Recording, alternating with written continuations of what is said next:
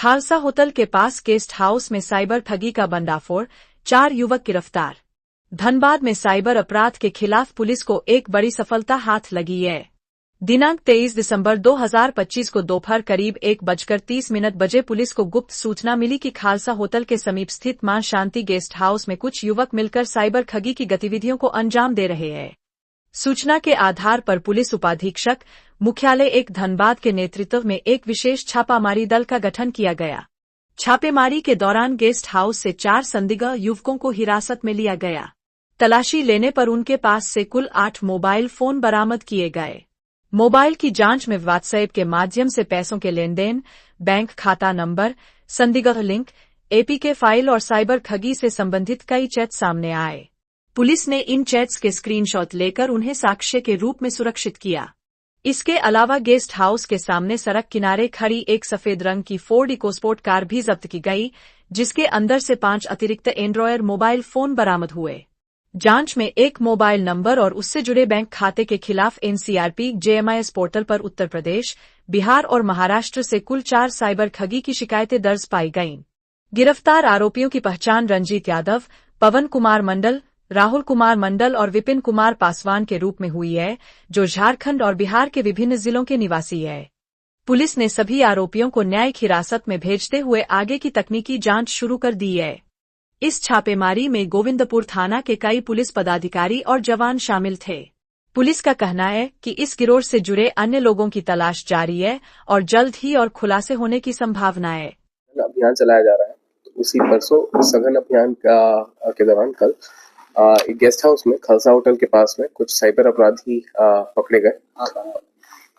ये साइबर अपराध कर्मी क्रमशः 3 गिरिडीह के और एक आपका बिहार का है और इनके पास से काफी इंक्रिमिनेटिंग मटेरियल भी मिला है। तकरीबन 8, 5, 13 मोबाइल मिले हैं और एक फोर्ड इकोस्पोर्ट गाड़ी भी मिली है। और इनके मोबाइल का अवलोकन करने में पाया गया कि ये एपीके फ्रॉड, फर्जी वेबसाइट बनाने का फ्रॉड, इन सारे अलग अलग टाइप के फ्रॉड में संलिप्त है। कहाँ से गिरफ्तारी में जी देखिए, एक मां शांति लॉज करके है जो खालसा होटल के जस्ट बगल में है, वहां से क्या कहते हैं गिरफ्तार किया गया है गोविंदपुर थाना क्षेत्र में। इससे पहले जो लोग पकड़े थे उनसे कुछ कनेक्शन पिछले दिनों अभी तक नहीं, उनसे नहीं। ये अलग ये गिरोह बोलिए, ये लोग यहाँ साइबर क्राइम करने आया था, तो चांस रिकवरी जिसको हम लोग बोलते हैं, तो ये मोस्ट लाइकली उस टाइप का रिकवरी है। किस तरह के एपीके फाइल ये इस्तेमाल कर लोगों से फ्रॉड करते हैं? जी देखिए, जो एपीके फाइल का फ्रॉड चलता है वो आपका बेसिकली एसएमएस फॉरवर्डर ऐप होता है, जो कि जिसको हम लोग रैट बोलते हैं, रिमोट एक्सेस ट्रोजन बोलते हैं। तो एक आरएटी टाइप का वो एपीके फाइल रहता है, जिसको ये लोग क्या होता है सोशल इंजीनियरिंग के माध्यम से जो आपके विक्टिम्स होते हैं, विक्टिम्स को इंस्टॉल कराया जाता है। और विक्टिम जैसे ही उस एप्लीकेशन को इंस्टॉल करते हैं तो उनका सारा एसएमएस वगैरह उस particular command and control server पे फॉरवर्ड होने लगता है और इसके बाद वो जो मोबाइल है, मोबाइल का यूपीआई बाइंडिंग वहां पे हो जाता है। अभी तक कितना ठगी कर पाए? जी देखिए, क्या होता है इसमें NCCRP national crime cyber crime reporting portal पे इनका ये चेक किया गया, तो एक अभियुक्त का जो अकाउंट है उससे तकरीबन 3 एक्नॉलेजमेंट नंबर हम लोग प्राप्त हुआ। कहने का मतलब 3 अलग अलग साइबर कंप्लेंट्स उस पर्टिकुलर अकाउंट के विरुद्ध मिले हैं ऑल ओवर इंडिया। फिर दूसरे अभियुक्त का भी जो अकाउंट नंबर है उससे भी संबंधित एक एक्नॉलेजमेंट नंबर मिला हुआ है हमें। सर कितना का लगभग ठगी थी?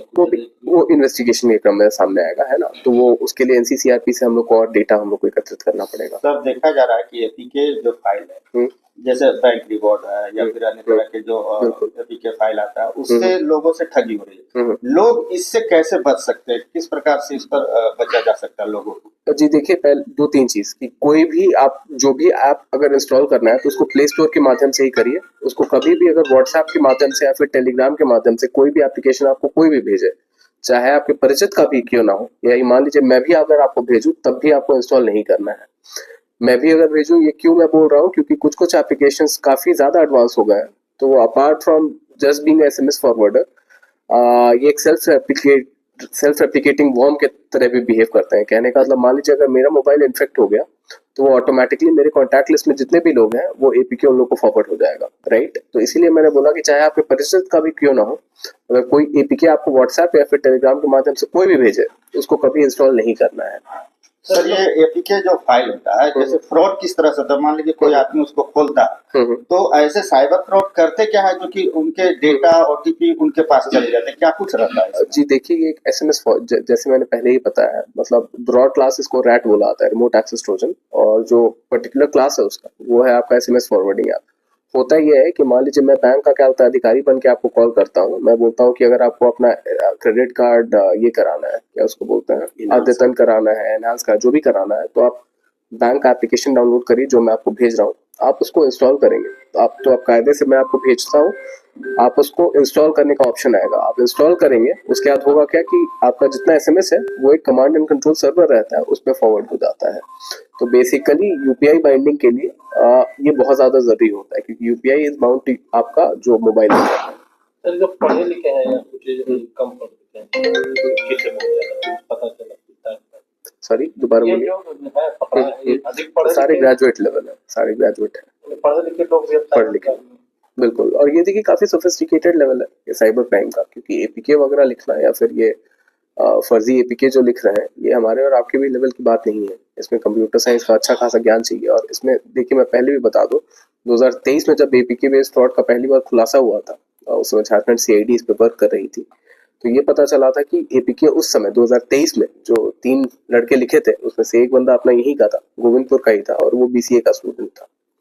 तो इसमें पढ़ाई लिखाई से ज्यादा मतलब नहीं है। और एक बोकारो का भी था जो आपका क्लास 12th पास था, है ना। तो चाहे कोई कितना भी मतलब पढ़ा लिखा हो, इंटरनेट के माध्यम से आजकल इस टाइप के कोर्सेज रहते हैं कि कोई भी एप्लीकेशन डेवलप करना सीख जाता है। जो धराया है